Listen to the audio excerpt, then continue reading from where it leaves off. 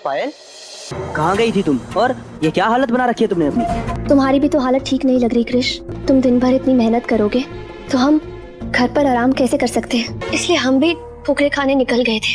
क्या मतलब? मतलब हम जॉब ढूंढने गए थे क्रिश। कहाँ कहाँ नहीं भटके, भूखे प्यासे हम जॉब ढूंढते रहे पर हमारे हाथ कुछ नहीं लगा क्रिश। झूठी कल्लू जॉब ढूंढने गई थी, ये बात कुछ हजम नहीं हो रही है। उसे तो इस घर में राज करना है ना, वो नौकरी क्या करेगी? भले ही आपने मैनिक्योर और पेडिक्योर के लिए हमें पैसे दिए थे मगर हमारे लिए ना वो किसी भीख से कम नहीं थे, इसलिए हमने भी वो पैसे। शो की कहानी आगे बढ़ती है और हम देखते हैं कि किस तरीके से क्रिश और पायल घर छोड़कर एक अलग ही छोटे से घर में रह चुके हैं, जहां पर इन्हें बहुत सारी मुसीबतों का सामना करना पड़ रहा है, या फिर ये समझ लीजिए कि काफी चैलेंजिंग हुआ है क्रिश के लिए भी। और इसीलिए क्रिश मजदूरी तक कर रहा है, ईंटें उठा रहा है और जो बिंदिया है उसकी मदद कर रही है।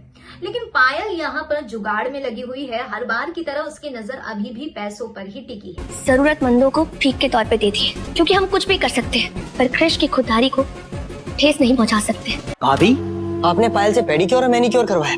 अरे भाभी, ऐसा करने से पहले एक बार तो सोच लेती कि आप जिसके साथ ऐसा बिहेव कर रही है वो भी इस घर का हिस्सा है। जहां पर पायल जो अपने आप को साबित करना चाहती है कि वो लालची नहीं है, तो दूसरी तरफ ऐसा लग रहा है कि क्रिश इस बात को साबित करने में लगा है, लेकिन पायल तो अभी भी पैसों के ही पीछे है। जिसका सीधा सा एग्जाम्पल ये है कि यहाँ पर बॉक्सिंग होने वाली है और जिस तरीके से क्रिश की खूब पिटाई होने वाली है, क्रिश हारने वाला है, तो इसका पायल को फायदा मिलेगा।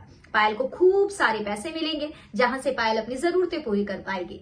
दूसरी तरफ बिंदिया जाती है क्रिश के काम पर और जब वो देखती है वो तो वहां पर मौजूद ही नहीं है, तो पता करके वो भी पीछे पीछे पहुंच जाती है क्रिश के, जहां पर लड़ाई कर रहा होता है क्रिश। क्रिश की हार हो रही होती है क्योंकि पायल को भी पता था क्रिश प्यार करना जानता है, लड़ाई करना नहीं। तो इसी बात का पायल ने फायदा उठाया है और क्रिश की हार से उसे पैसे मिलेंगे। लेकिन पत्नी के रूप में जब बिंदिया वहां पर पहुंचती है तो वो अपने पति को इस हालत में नहीं देख पाती और कहती है कि आपको खड़ा होना ही होगा। कमेंट सेक्शन में अपनी राय बताइए और कर दीजिए चैनल को सब्सक्राइब।